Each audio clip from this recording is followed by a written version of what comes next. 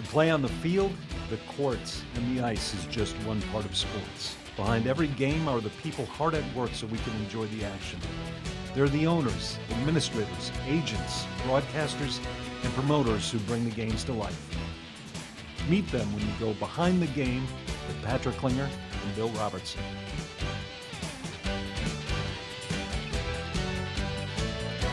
Welcome to another episode of Behind the Game. I'm Patrick Klinger, and to my left is my dear friend, the Commissioner of the Western Collegiate Hockey Association, and one of the finest people I know, Bill Robertson. Bill, how are you? I'm doing great, Patrick. Happy New Year. With us today is longtime collegiate sports executive who has such an impressive background and career in the athletic world. Mark Coyle is the current athletic director at the University of Minnesota, and we want to welcome you to the show today. Thank you. Appreciate the opportunity to spend some time with you guys. Awesome. Now, you've been at the University of Minnesota now for almost 3 years. Any real surprises right out of the gate that you've encountered for the first time in your athletic career? Yeah, I wouldn't say surprises. I think I had an opportunity to be here from 2001 to 2005, as a director of marketing, and worked my way up to an associate athletics director. And so I was familiar with the University of Minnesota and what a great place it was. And, when we got here 3 years ago, there's no doubt we've been through a lot, hiring 6 head coaches, numerous staff changes, great success academically, athletically. So it's been great to be back here. We feel like Minnesota's home to our family, so we were excited to have the opportunity to come back to Minnesota and be a part of this great program. Mark, you returned to Minnesota in the aftermath of a controversy with the previous athletic director, and you were also immediately faced with some issues related to the wrestling program and the football program. Did you really understand what you were stepping into when you came back to Minnesota as the athletic director? I'm not sure anybody ever understands what they're walking into when they take on a new opportunity. I think I was fortunate. I had the opportunity back in late 2011 to be named the athletic director at Boise State and had a chance to walk into that program and kind of take the reign of that program. And then when I went to Syracuse, I had a chance there again to take over a program. And so, oddly enough, I think that prepared me when I got to the University of Minnesota. But I'd be lying to you if you're prepared for everything that comes your way. And what we try to do really hard is we want to make everything a learning experience. And how can we learn from what we face, and how can we grow and make it a better department? Because our goal will always be the same: to provide a great experience for our student athletes and to provide great resources for our coaches so they can compete at a high level, and most importantly, make sure we have fans that want to be a part of that. And what I've learned, people ask me, what have you learned in your 3 years at Minnesota? And I go back to what I've learned most importantly is that doing it right matters in Minnesota. And we take that very seriously. We're always focused on doing the right things to make sure we make not only our institution, not only the community, but the state proud of Gopher Athletics and what we're doing on a national basis. A lot has been written about attendance at the University of Minnesota in the athletic department, and particularly football and men's hockey.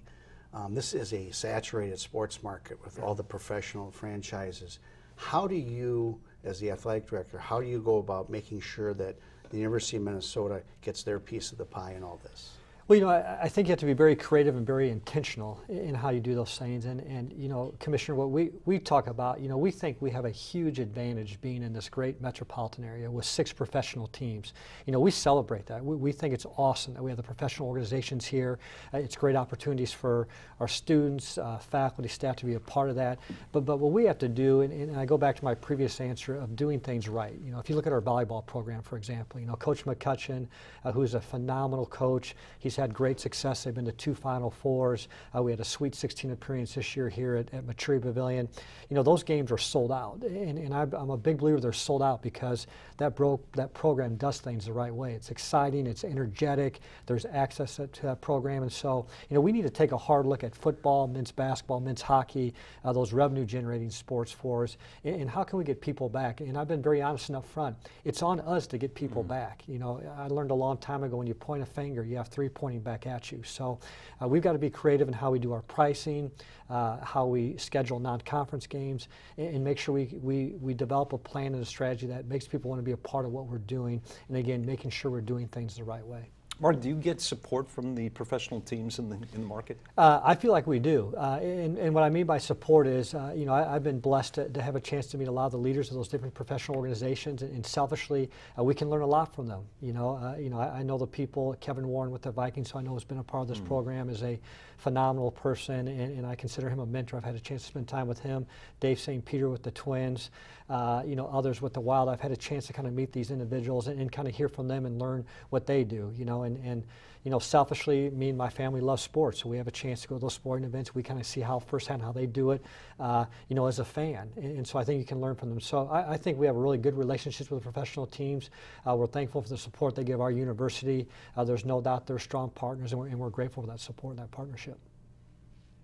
It was announced this week that the University Athletic Department had the highest GPA in school history. Congratulations, number one on that. I'm sure for you this must be a phenomenal source of pride, not only for you, but your entire athletic department and the coaches themselves, because there's always a finger pointed that it needs to be higher and higher, and now you're doing it. Yeah, Commissioner, I appreciate you asking that question. There's a long-standing tradition of great academics at Minnesota with our student athletes, and trust me, I would love for the very first bullet point on my resume to say we've got these great grade point averages, but there's people who were here long before I came here who established this culture, and what I mean by that, Commissioner, is we have coaches who embrace that. We have student athletes.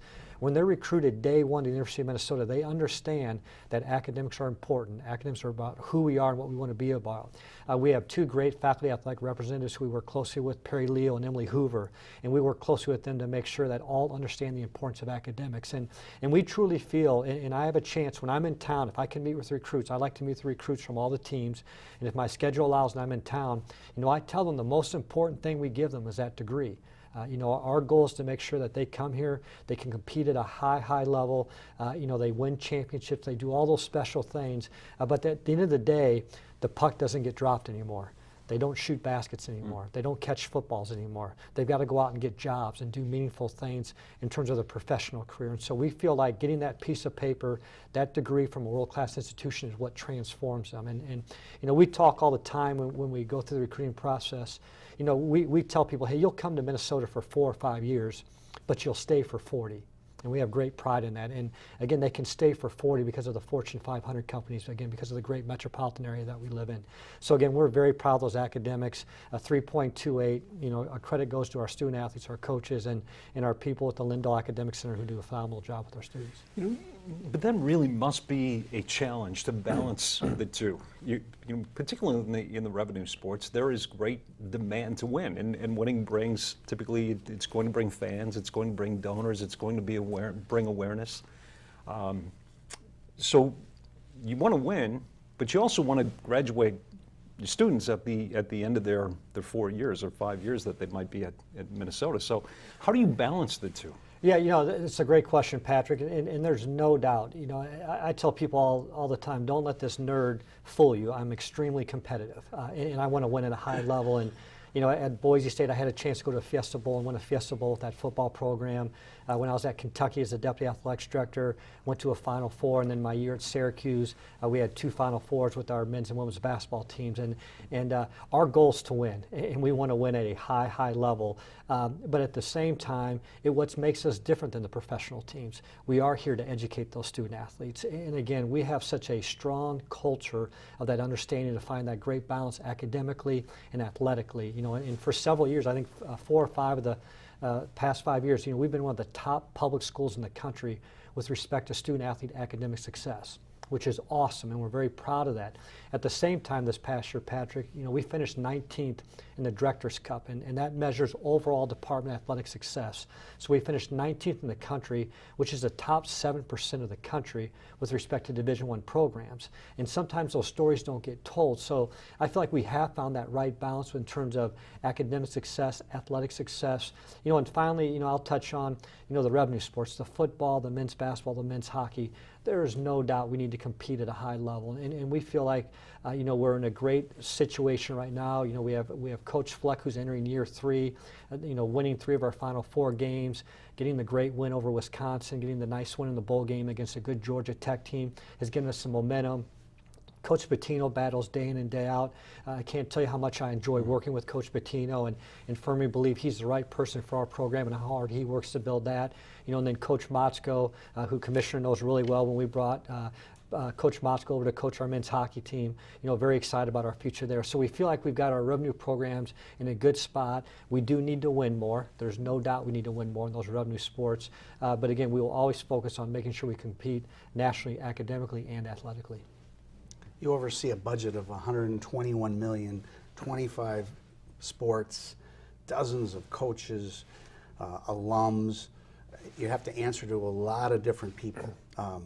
Does that sometimes for you seem overwhelming? Because some days for me as commissioner of the WCHA, I feel overwhelmed with that process. But from your vantage point at a Division I school, I'm sure you're answering to so many different groups. Yeah, I learned early on when I was at Boise State as the athletic director, and I can't tell you the transition you go through when you're the deputy athletics director. I use the analogy, you're the backup quarterback. You're the most popular person in the department. And when I was at Kentucky, I'm the deputy athletics director, and I could help make decisions, but I wasn't on the front line. And then when I went to Boise State as the athletic director for the first time, now all of a sudden you start to get tackled. And I know as you become the commissioner, right now people are tackling you. And when you make decisions, it falls on your plate. And what I've learned in trying to find that balance is it's all about the people you surround yourself with. And I think it's so important that we find the right people in our department who understand what we're trying to do long term, but also to make sure that we do provide answers, because we do get lots of questions from many different stakeholders. I get asked all the time, what's your average day look like? And I tell people I have a chance to spend time with two people like you. I meet with student athletes, I meet with coaches, I meet with alumni, I meet with donors, I meet with Board of Regents, I meet with the President's office. And what I really enjoy about Minnesota, and I've talked about this since I've gotten here, is I truly feel like we're starting to get alignment. And what I mean by alignment is when you're around a Boise State football program, everybody's in alignment trying to get that program to compete at a national level. When Syracuse basketball on the men's side, everybody knew what it meant. And what we're trying to do with our department is create that alignment where we have tremendous support from our Board of Regents, and they've been so helpful with Athletes Village and some of the other projects that we've been able to do. President Kaler's been such a strong advocate for our student athletes and helping them compete at a high level. And I feel like in our 3 years here, we've got really good people. I like to remind people we have 275 full-time employees. I mean, it's crazy with the $121 million budget, the 700 plus student athletes, the 275 full-time employees who take great pride in working at Minnesota. And I feel like we're starting to get alignment. We're all kind of pulling in the same direction where we want Minnesota to just be a bright star for others to look at and for others to say, that's who we want to be, and that's what we're trying to get to. But that balance, I don't sleep much, but that will happen one day, right? Mark, one of the most important responsibilities that an athletic director has is hiring and firing coaches. Do you find that you can have a personal relationship with your coaches, or do you try to keep them at arm's length a little bit, considering the fact that you may have to make a tough decision about their future at some point? Yeah, Patrick, I tell people all the time, I am the least confrontational person in the world. I mean, ask my wife. I have never won an argument. And so I think it's really, really important we know about that. that you have personal relationships. And I had a chance, again, working with different coaches, and I had a chance when I was at Kentucky to work with Coach Calipari with the men's basketball team. I oversaw our men's basketball program and had a chance to work very close with him for about 2.5, 3 years. And I learned a lot of lessons from him, and what I learned about him was, I felt like he and I had a really good relationship. We could have conversations. Sometimes you have to say no. And coaches don't like to hear that. You see that every day, Commissioner, in your role, right? Sometimes you have to say no. But I think if you have that relationship with them and you can have that understanding, the great thing about my job is, and it's what I love about Minnesota, we have a very broad-based program. I mean, if you look across the board, the success of our programs, I think in the 3 years we've been here, we've won 13 championships, Big Ten WCHA championships, so we've had lots of success. Those coaches need things to compete at a high level. And I think it's my job as the athletic director to work closely with them, to have close relationships with them, to find out what can I do to help them win. Because I truly feel, when I talk about our 275 full-time staff, I truly feel it's our job as staff to do everything we can to make sure our student athletes have a great experience academically, athletically, and socially, and at the same time make sure we do everything we can to make sure every coach has what they need to compete at a high level, because that's our expectation. You know, I talk all the time when I meet with recruits. What I love about coaches is no matter what school you're being recruited to, I promise you the coaches will tell you two things. They'll say, hey, if you come to our school, you're going to get a degree and you're going to compete for championships. And I love that, because now I can tell the coaches, hey, you just promised them when they come to Minnesota they're going to get a degree and they're going to compete for championships. And that's how I'm going to evaluate you.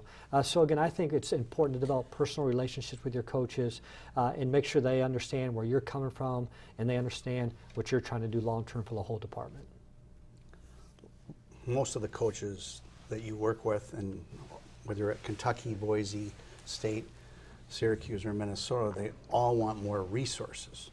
How do you balance that priority? Because you know, football and basketball and hockey at Minnesota are considered the revenue sports, but how do you even that up with your Olympic sports and your non-revenue sports who do so well? That must be a real challenge for you coming into this position at Minnesota. Yeah, I'll take any suggestions you two have. You know, I heard something when I was here in Minnesota from 2001 to 5. I had a chance to go to a convention, and I heard an athletic director, he made a comment, and I never forgot this comment. He said, money's not the most important thing in college athletics, but it's right up there with oxygen. And I never forgot that line. Every conversation I have comes down to resources, to your point, Commissioner. And you've got a highly competitive volleyball program. You have a highly competitive soccer program, a highly competitive swimming and diving program. The football, the men's hockey, the men's basketball, the women's hockey. I mean, these teams are competing at a high level. And again, with the $121 million, you'd feel like you've got the money. And I like to remind people, again, our budget at 121, we are 8th in the Big Ten. So if you think about that for a second, we are 8th in the Big Ten Conference with respect to our resources. We provide the 4th highest number of sports with our 25 sports. So I want our coaches, I want Coach Frost in women's hockey to go out and beat Wisconsin, right? I want Coach Fleck to go out and beat Iowa. Well, their budgets are well ahead of ours, and so it's on us to make sure, A, that we grow our revenue, and you grow your revenue through fundraising, you grow your revenue through ticket sales. That's why your earlier question about the attendance, how do we address that? Because we've got to get people into our buildings. But you've got to be able to communicate with your coaches and make sure they understand the big financial picture, right? And what I love about coaches and what makes coaches so great is they have such laser focus on their sport. So like winning the cross-country championship is just as big a deal as winning the football championship to those coaches. Yes. And that's what I love about college athletics, because I see our cross-country team on the men's and women's side. I see how hard they train. I see how hard they compete. And I want to make sure I do everything I can from a resource standpoint that they can compete at that level. And at the same time, you're trying to find that balance to make sure the football program can compete at a high level, to go out and beat Ohio State, to go out and beat Michigan, because that's what we want. And we've got to provide those resources. Mark, you were a student athlete at Drake University, wide receiver, I believe. Yes. How did your experience as a student athlete prepare you for the job that you have today? Does it give you perhaps a better understanding of what student athletes go through and some of the challenges they have? Yeah, I think it was so different back then, Patrick. I'm 50, not that I'm 90, but that was back in the early 90s, and not to sound too cliche, but what it taught me being a student athlete is, a couple things. I could catch a pass across the middle and get my head taken off, and I could either lay there or get back up. And I learned to get back up, right? And I think you two experience it every day in your professional lives. And I think that's what makes student athletes so attracted to companies and corporations who want to hire them, because they understand perseverance. They understand that sometimes it's not going to go how you want it to go. They understand that you got to be able to balance your time. I mean, think about the time balance and the time demands that these student athletes have. And I think those are things I learned. Again, I just played Division III football, and being at Drake was an awesome experience. I'm so grateful for the time I had at Drake, the coaches I had, the people who I had a chance to interact with. It taught me a lot of lessons in terms of, you've got to work really hard to do the things you want to do, and you've got to be able to prioritize and balance your time. So you have classes in the morning. There we would practice in the afternoon. You'd go get dining hall, then you're studying, and then you do it all over again. Now student athletes, they've got to go through that same schedule, but we also have iPhones where they're being videotaped every time they do something. You know, they walk into a restaurant, people are taking pictures. It's just so much different, I think, with social media and the technology. I mean, you've seen it, Commissioner, how it's changed so much, and I think it's hard for them to understand and how to balance that. But being a student athlete, there's no doubt it taught me great appreciation for what they go through. And you know, I think the one thing when I became when I made the decision to get into college athletics, you know, I thought a big part of my job was I'd be with the student athletes all the time, and that's going to be awesome because I truly feel like my role as an educator, and I can't tell you how much time I don't spend with student athletes, and it breaks my heart because I absolutely love to be around them. I love to watch them compete. I love to hear their stories, their backgrounds, the excitement they have when something great happens, the disappointment. You know, this will sound really odd. I always joke with Brad Frost, our women's hockey coach. You know, one of the most special moments I've had in college athletics, I had a chance our first year here, so 2 years ago, we're in the Frozen Four, the women's Frozen Four down in St. Louis, and we lose in the semifinal game. And I go in that locker room after the game. It's one of the most special moments I've ever had. You have Coach Frost talking to this team who just had this incredible disappointment. They're so close to getting to a national championship game, and they lose. And he had each one of the seniors talk about their experience at Minnesota. And if you could have heard those kids and how they talked about what it meant to put the Block M on, what it meant not only to represent women's hockey at Minnesota, but to represent the institution, the community, the state. I mean, those are things that really get me excited. It's why I got into this. And hopefully as I get older, I'll figure out a way to spend more time with student athletes and less time with adults like the two of you. But don't take that the wrong way. That'll be a good thing. Yeah. Eric Kaler was the president when you started, and you've worked with him for roughly 3 years. Now you have a new president coming in, Miss Joan Gable. Have you had much time to spend with her? And in your opinion, is she a sports fan, and does she see your vision for what University of Minnesota athletics should be in the future? Yeah, well, first off, you know, I'd be remiss if I didn't thank President Kaler. You know, he gave me and my family a wonderful opportunity to come here 3 years ago, and I think hopefully you two see the excitement I have and how humble I am to be the athletic director of the University of Minnesota. It truly is a great place for me and my family, and selfishly we were excited to have the opportunity to come here, and I'm grateful for his leadership and his vision. And you know, with President Gable, I had a chance to meet her briefly when she was in town during her interviews. She was in the state for about a week. I had a chance to spend some time with her, and then we've had a chance to get on the phone and talk with each other. I can tell you one of the first text messages I got after we won the bowl game was from President Gable. That's exciting. You know, I've had a chance to talk to people I know. I've been very fortunate, you know, working across the country in different conferences, and I've had a chance to talk with different colleagues who've had more interaction with her and say she's a strong advocate for our students, a big believer in the experiences you get from intercollegiate athletics. So we're really excited to welcome her to campus in July, and at the same time, we're just continue to be so grateful for everything President Kaler does for our program. And you know, people, I don't think they understand the impact he had. You know, when he and the Board of Regents made that decision to create Athletes Village, that truly has been a game changer for our program. You've had a chance to walk through it. I mean, what it's done for our recruiting, the building is so functional.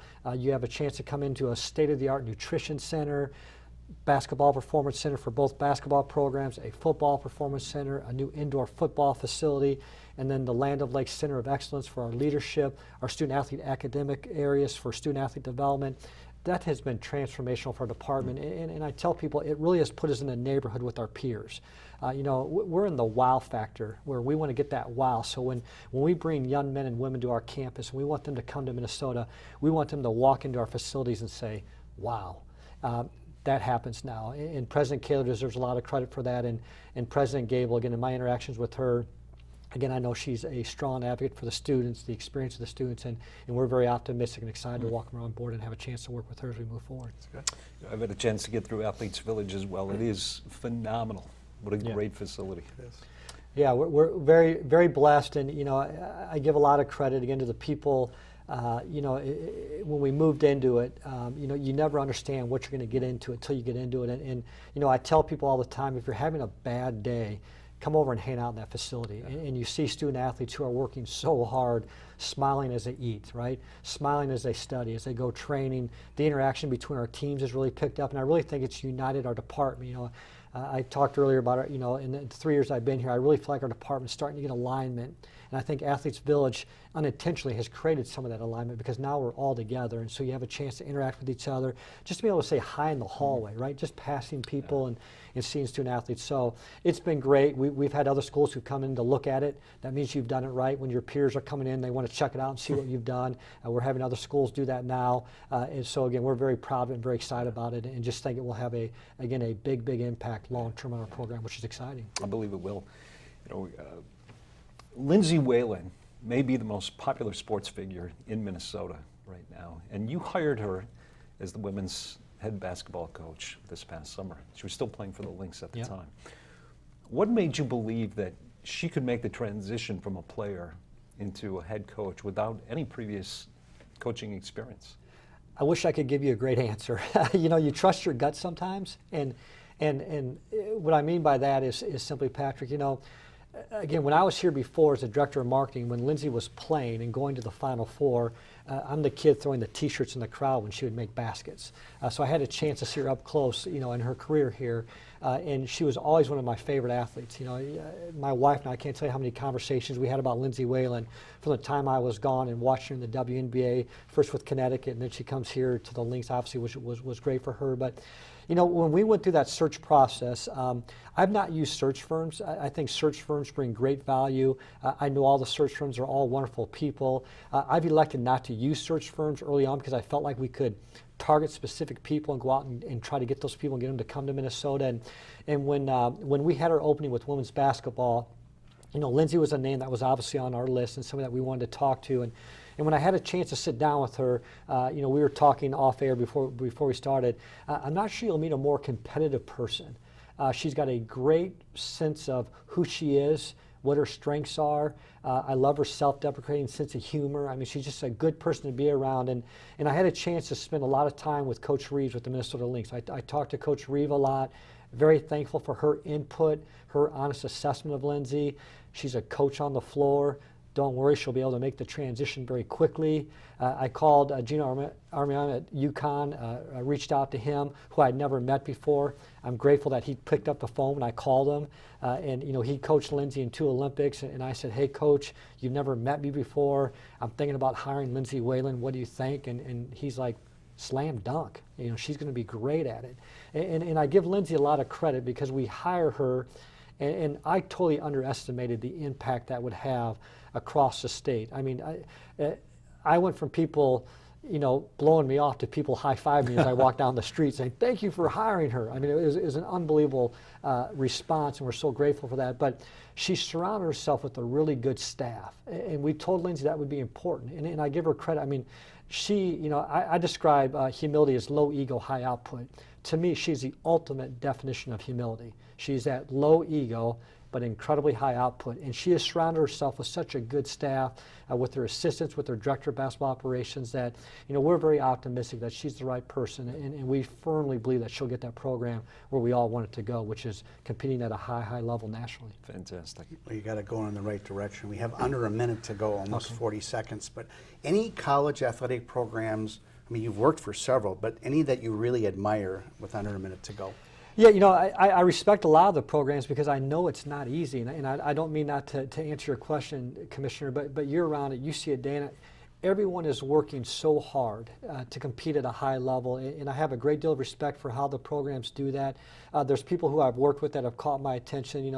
Chris Peterson, who's a head football coach at Washington, he and I were at Boise. Phenomenal person to work with. But again, I respect everybody because it's not easy to do, and we're just thankful for the support we get from our fans that we can compete at a high level. Terrific. Mark, it's been a privilege to have you on Behind the Game today. We really appreciate it. Thanks. Go Gophers.